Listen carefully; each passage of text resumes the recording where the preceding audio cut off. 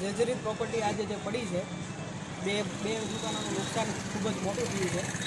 જો જેના માલિક છે જે થોડાક પગલાં લે અને આ પ્રોપર્ટી જે કંઈ કોઈની છે જે રિકવરી કંઈક કરે તો વધારે સારું, જેથી કરીને બીજા કોઈની જાનહાનિ ન થાય.